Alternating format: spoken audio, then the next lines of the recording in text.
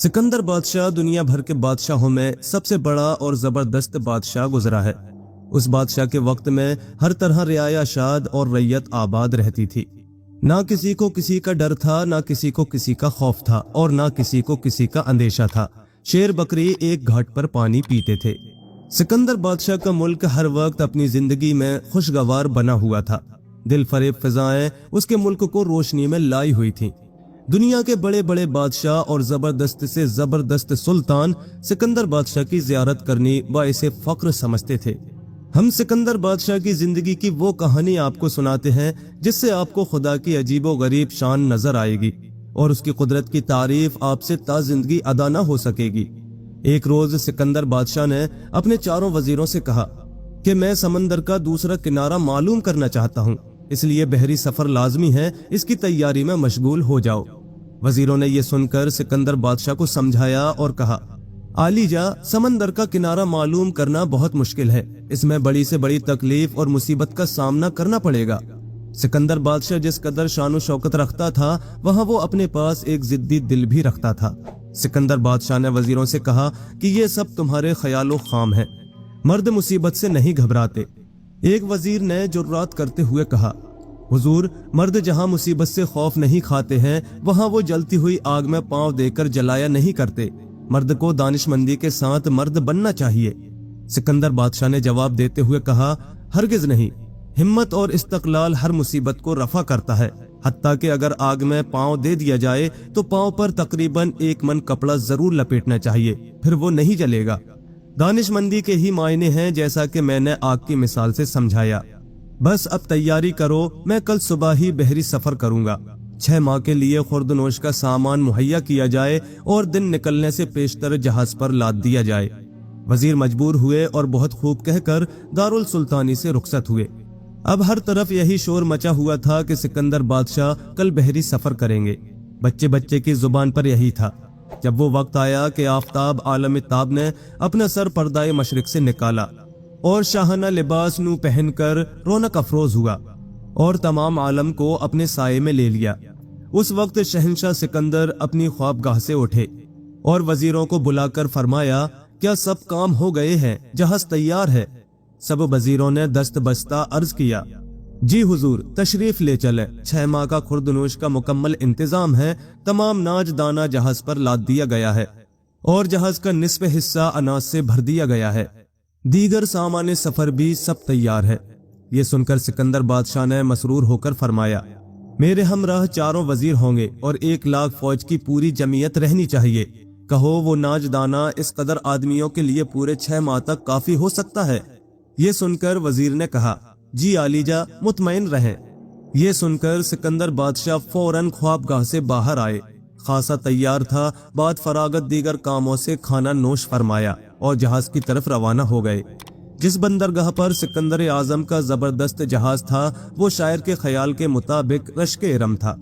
ठंडी ठंडी हवा के दिल फरेब झोंके दिलो दिमाग को सरसब्ज बना रहे थे और तरोताजगी बख्श रहे थे। बंदरगाह पर खड़े होकर देखने से पता चलता था कि जहां तक भी नजर जाती थी, सिवाय पानी और समंदर के कुछ न दिखाई देता था। थोड़ी देर के बाद सिकंदर बादशाह, मैं अपनी फौज और मैं 4 वजीरों के जहाज पर सवार हुए। उस वक्त समंदरी लहरें फजाए लतीफ में दिल को सुरूर और आंखों को नूर बख्श रही थीं। पानी पुरसुकून था। जहाज निहायत आजादी के साथ पानी की जबरदस्त मौजों को चीरता फाड़ता साफ निकला जा रहा था। हवा वगैरह का नामो निशान तक ना था, ना कोई खतरा था और ना कोई अंदेशा था। आसमान पर मतलब बिल्कुल साफ था। बारिश वगैरह की भी फिक्र ना थी। किसी किस्म की दहशत अंगेज बात से भी दिल मुतमईन थे। बुरे आसार का नामो निशान तक ना था। सिकंदर आजम जहाज में मैं अपने 4 वजीरों के एक पुरतकल्लुफ और शानदार कमरे में रौनक अफरोज थे। उस वक्त जहाज निहायत तेज चल रहा था। फी घंटा 80 मील की रफ्तार पर था। यह सफर सिकंदर आजम का बहुत मशहूर सफर है। अक्सर मुसन्निफीन ने नए नए पहलू लेकर बयान किया है। अक्सर रावियान तारीख भी इस सफर को सिकंदर का जबरदस्त वाकया बताते हैं। यह बहरी सफर ऐसा था कि हर वक्त जहाज चलता रहता था।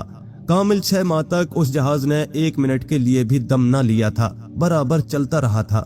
बहरहाल सिकंदर आजम अपने कमरे में बैठा हुआ था। वजीरों से दुनिया की कैफियत के मुताल्लिक इस तरह मसरूफ गुफ्तगू था। सिकंदर आजम फरमाते थे, मैं हैरान हूँ कि दुनिया कैसा तिलस्म है। खुदा ने इसमें कैसे कैसे अजायबात रखे हैं। जमीन से नहीं मालूम कौन से दस्ता गैब ने समंदर जारी किया, दरिया नमूदार किए, और जमीन पर दरख्त, फूल, पत्ते, चमन, अनाज वगैरह वगैरह आखिर कहाँ से पैदा हुए। वजीरों ने सिकंदर से ये सब कुछ सुना और अपनी अपनी राय जाहिर करते हुए कहने लगे।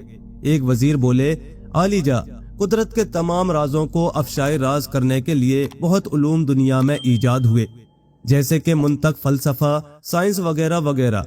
बहुत से उलूम ऐसे हैं कि जो शख्स उनसे काफी वाकिफियत रखता हो वो खुदा के राजों को पहचान जाता है। दूसरा वजीर बोला, आलीजा, जब तक कि खुद कुदरत खुदाबंदी ना चाहे उसके राज बशर की समझ में नहीं आते हैं।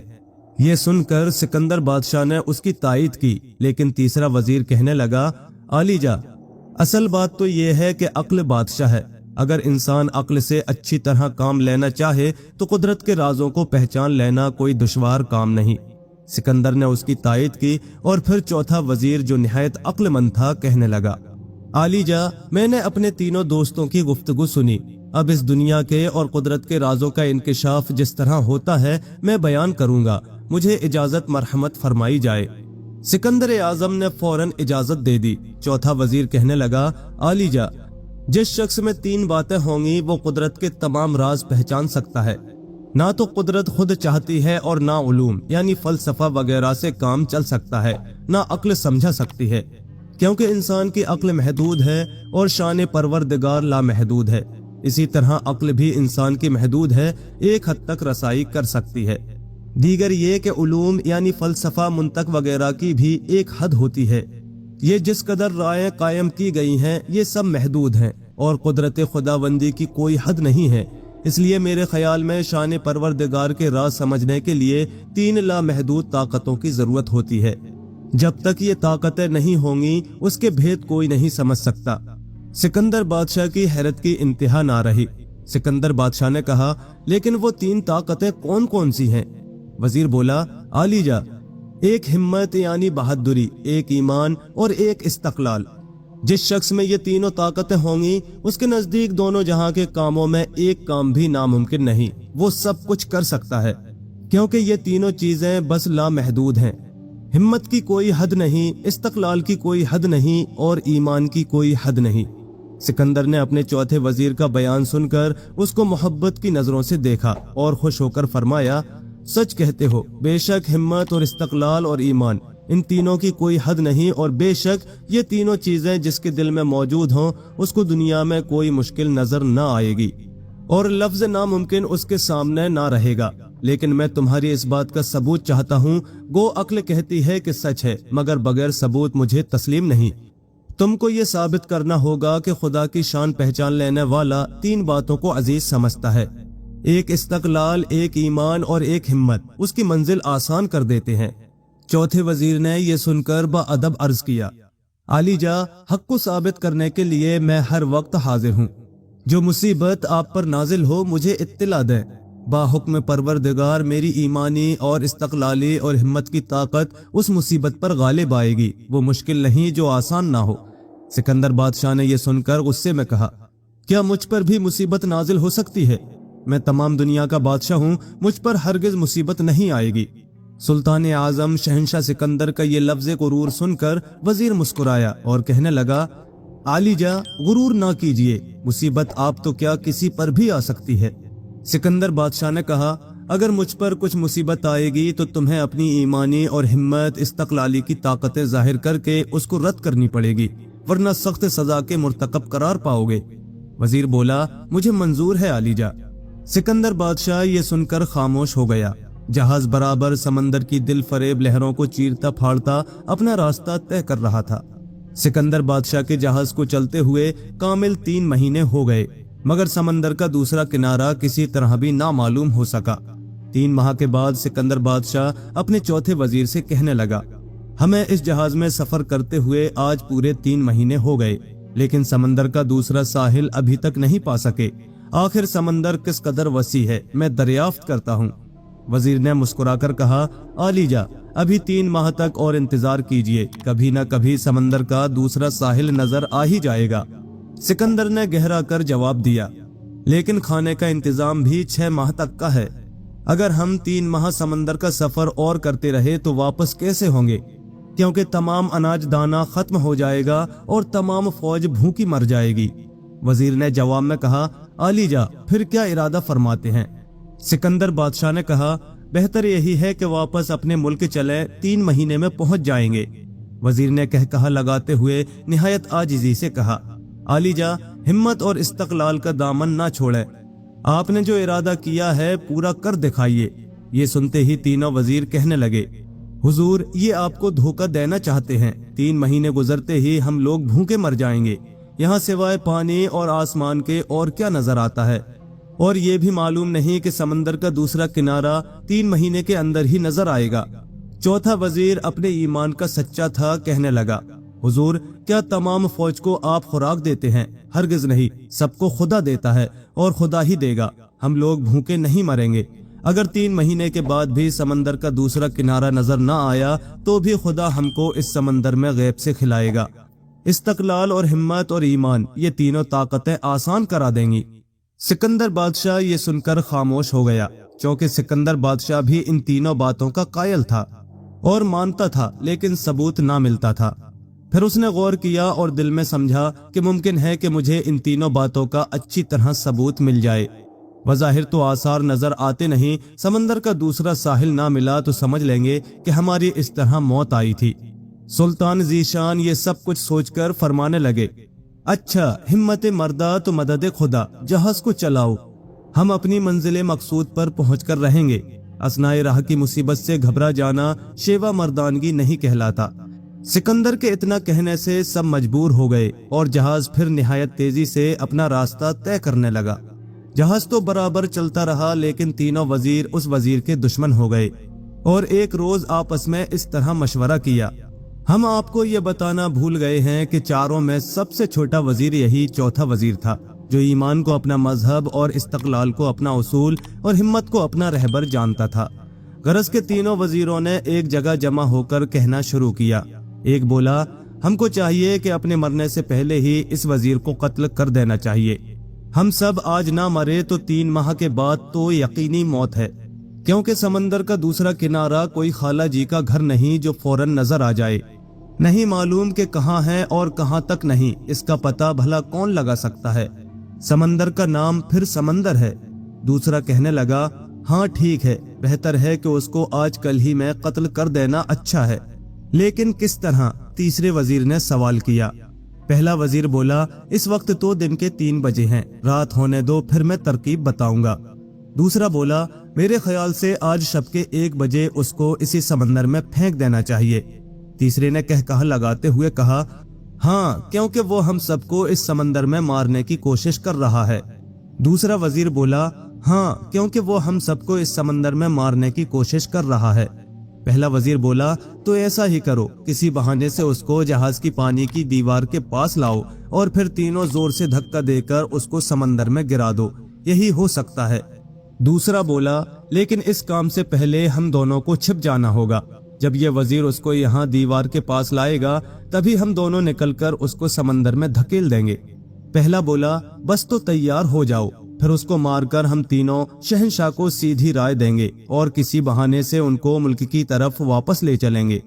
गरज के ये साजिश पुख्ता हो गई और सब उस अक्लमंद वजीर के कत्ल पर आमादा हो गए।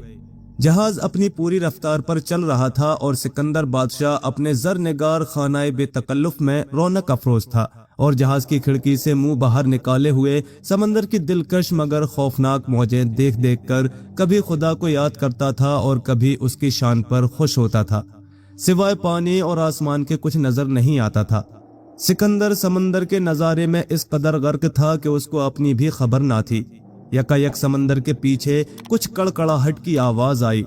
सिकंदर का ख्याल बरतरफ हो गया और उसने मुड़कर अपनी पुश्त की तरफ देखा।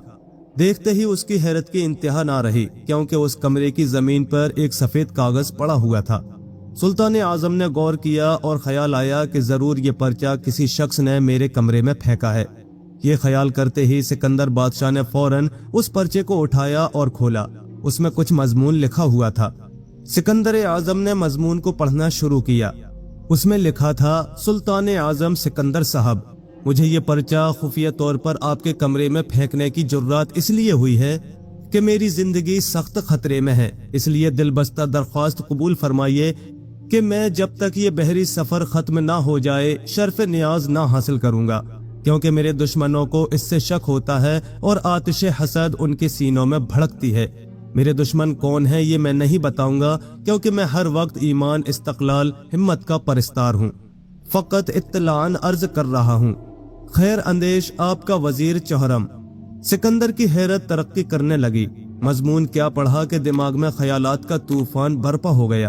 سکندر نے بہت غور کیا کہ آخر اس کا دشمن کون ہے، لیکن کچھ نتیجہ حاصل نہ ہو سکا۔ آخر اس نے سوچا کہ معاملات کو رونما ہونے دیا جائے، پھر جو کچھ ظاہر ہوگا دیکھا جائے گا۔ سکندر اس پرچے کا مضمون پڑھ کر لاکھوں گہرائیوں میں اتر گیا۔ پھر اس کو کچھ خیال آیا اور اس نیک نفس سلطان نے اپنا لباس تبدیل کیا اور اپنی شکل فوراً ملح کے ہم شبہ بنائی، اور تھوڑی دیر سوچتے رہنے کے بعد یہ اپنے کمرے سے باہر نکلا۔ اس کے بعد نامعلوم کہاں پہنچا اور پہنچ کر کہاں غائب ہو گیا۔ اب وہ وقت آیا کہ ہر طرف تاریکی کا دور شروع ہوا۔ رفتہ رفتہ آفتاب غروب ہونے لگا اور ہوتے ہوتے بالکل ہی مغرب میں پردہ پوش بن کر کہیں اور غائب ہو گیا۔ رات کا وقت بھی ٹلتا رہا اور کچھ عرصے میں گھڑی نے پورا 1 بجایا۔ وزیر چہرم علیحدہ اپنے کمرے میں لیٹا جاگ رہا تھا۔ اچانک اس کے کمرے کا دروازہ کھلا اور کئی سیاہ لباس والے پراسرار شخص اس کے کمرے میں داخل ہوئے۔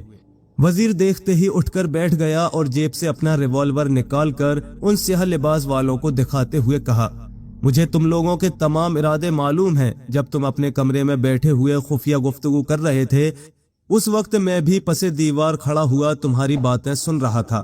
بولا، کیا مجھ کو قتل کرنے آئے ہو؟ سب سیاہ لباس والے حیران ہوئے اور کہا، بے شک ہم لوگ تمہارے قتل کے بھروسے پر آئے ہیں۔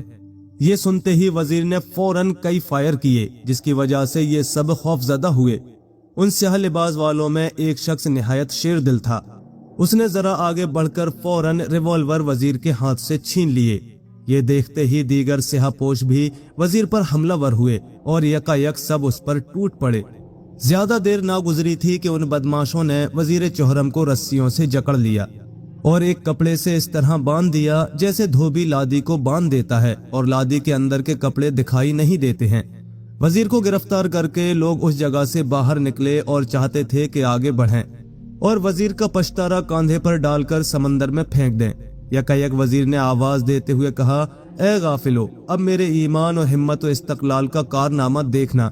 میں گھبرانے والا نہیں، پروردگار میرا نگہبان ہے۔ میں اس وقت موت کے منہ میں ہوں، مگر اب بھی وہ ضرور میری مدد کرے گا۔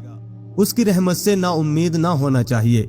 وزیر کے یہ الفاظ سن کر ان لوگوں نے کہے لگائے اور جہاز کے پانی والی دیوار کے قریب تک آ گئے اور چاہتے تھے کہ وزیر کو سمندر میں پھینک دیں۔ یکایک دیکھا کہ پسے پشت کوئی یہ کہہ رہا ہے، ہائے ہائے طوفان۔ یہ چیخ پکار صرف ایک شخص کی تھی، جس کو ہم ابھی ملح کے نام سے یاد کریں گے۔ تینوں وزیروں نے دیکھا کہ ملح ہائے ہائے طوفان کی چیخیں مارتا ہوا قریب آ رہا ہے۔ تینوں وزیروں نے ملح کی طرف دیکھا۔ ملح قریب آ گیا اور کہنے لگا، حضور طوفان آ گیا، جہاز غرق ہوا جاتا ہے۔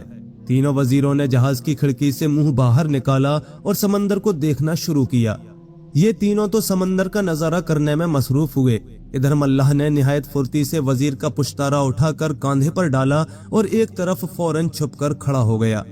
وزیروں نے سمندر کو بغور دیکھا۔ جب طوفان کے آثار نظر نہ آئے تو انہوں نے اپنا منہ کھڑکی کے باہر نکالا۔ اب جو دیکھتے ہیں تو ملح بھی غائب ہے اور وزیر چہرم کا پشتارا بھی غائب ہے۔ یہ دیکھ کر ان تینوں وزیروں کے ہوش و حواس گم ہو گئے۔ حیرانگی کے عالم میں ہر طرف نظریں دوڑائیں، لیکن وہ پشتارا اور ملح کہیں بھی نظر نہ آیا۔ یہ دیکھتے ہی ان تینوں نے آپس میں کہا۔ پہلا وزیر بولا، افسوس، شاید ہماری کارروائی کی کسی کو خبر ہو گئی۔ دوسرا بولا، ضرور ایسا ہی ہوا ہے۔ تیسرے نے کہا، اب بہتر ہے کہ اس جگہ سے بھاگ چلیں اور آج کی رات ناکامی برداشت کر کے آرام کریں۔ دوسرا بولا، ہاں پھر کبھی موقع ملے گا۔ پہلا بولا، بس تو چلو، دیر لگانے سے خطرہ ہے۔ یہ تینوں فوراً اس جگہ سے بھاگ نکلے اور اپنی اپنی آرام گاہ میں جا کر عالم حیرانی میں سو گئے۔ ان کے جاتے ہی ملح پشتارا بدوش اس جگہ سے نکلا اور پشتارا کاندھے سے اتار کر زمین پر رکھا، پھر کھول کر وزیر کو رہا کیا۔ وزیر نے حیرت سے کہا، آپ کون ہیں؟ یہ سنتے ہی ملح نے اپنی آنکھ کا تل دکھایا اور اشارہ کیا۔ یہ دیکھتے ہی وزیر کی زبان سے نکلا، کون؟ شہنشاہ۔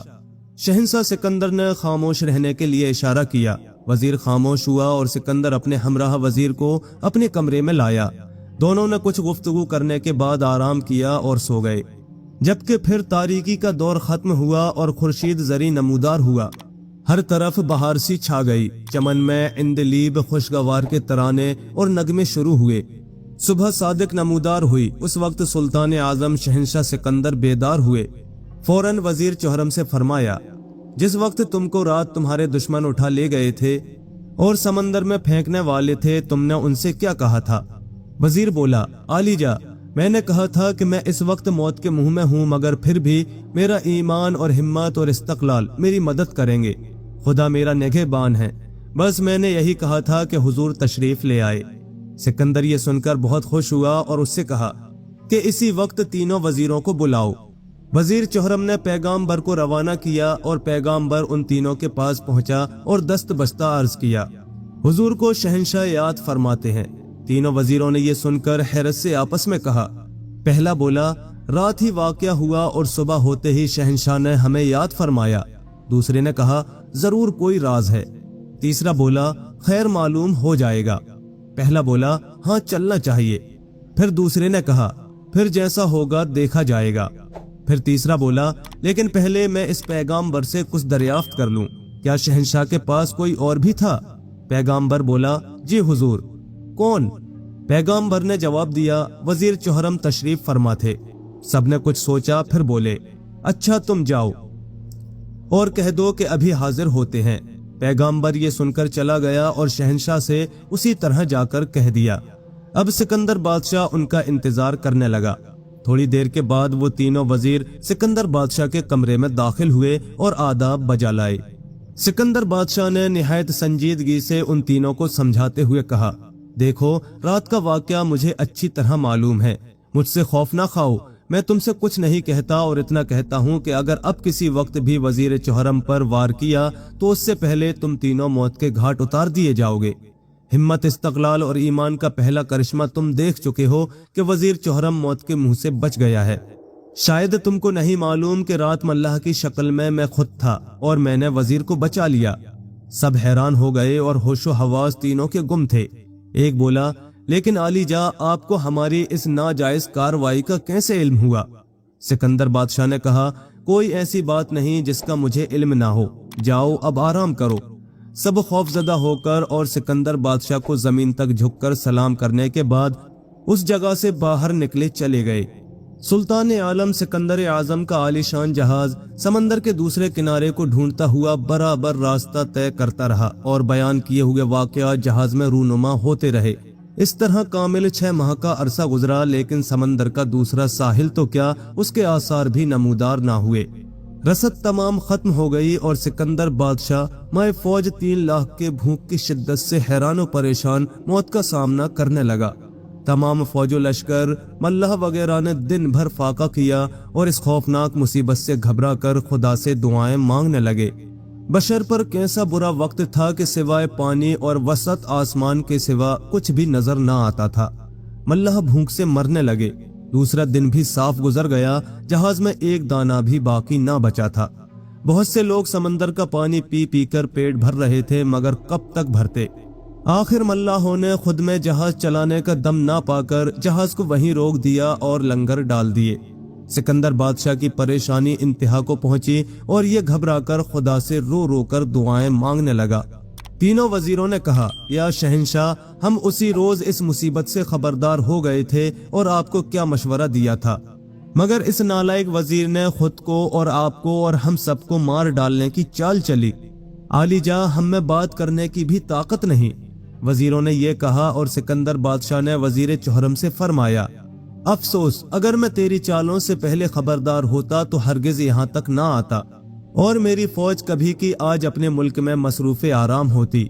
بول او نالائق، اب کہاں ہے وہ ایمان اور استقلال ہمت؟ عاقل وزیر نے مسکرا کر کہا، عالی جا، ایمان، استقلال، ہمت، یہ میری 3 باتیں آپ کو شان پروردگار دکھا کر رہیں گی۔ ہمارے لشکر میں سے ابھی 1 گھنٹہ تک کوئی نہیں مر سکتا، 1 گھنٹے میں پروردگار ہماری مدد کرے گا۔ سکندر بادشاہ نے کہا، اب بھی وہی باتیں کیے جاتا ہے۔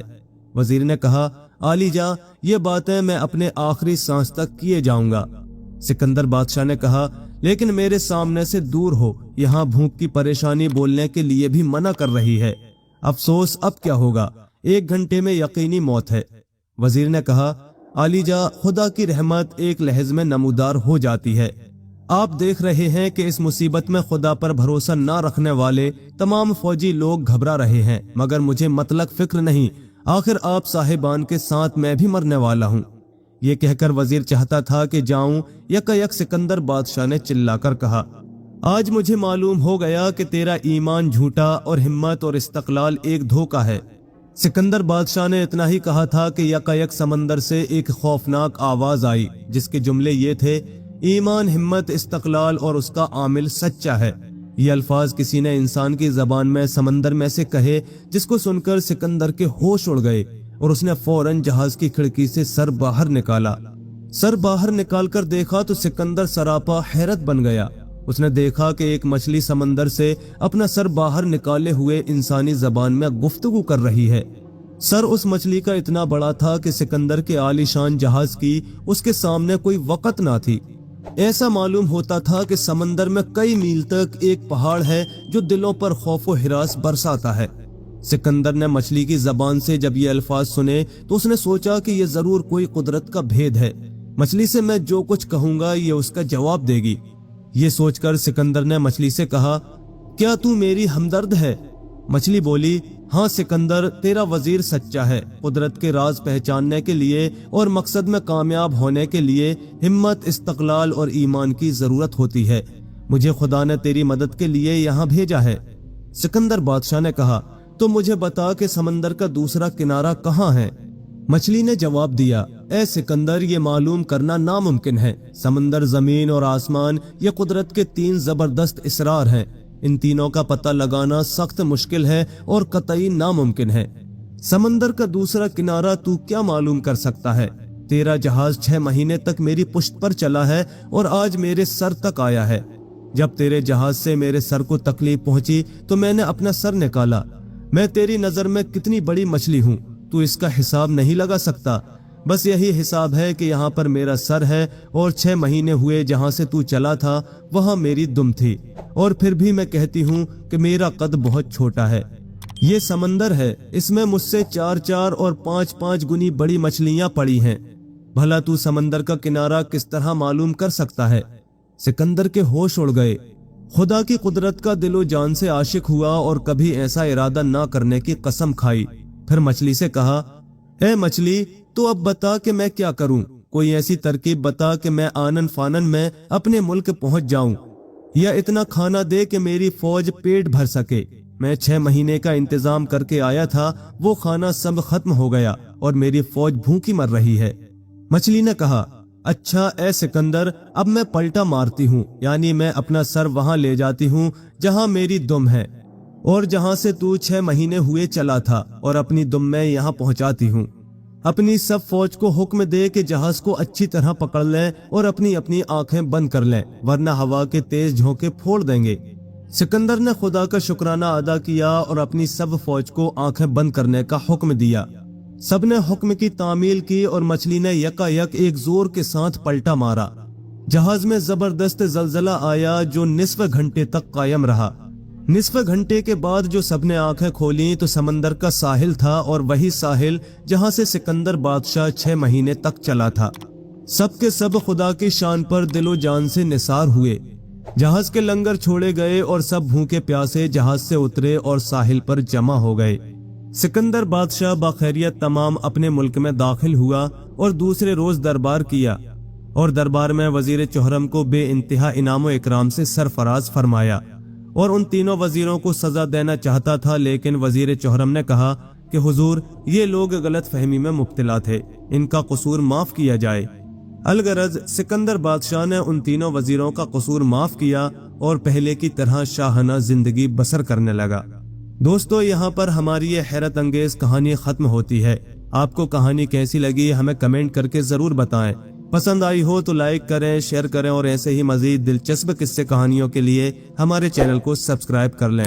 साथ ही बेल आइकन के बटन को भी प्रेस कर दें ताकि हमारे आने वाले नए वीडियोस की नोटिफिकेशन आपको वक्त पर मिल सकें। शुक्रिया।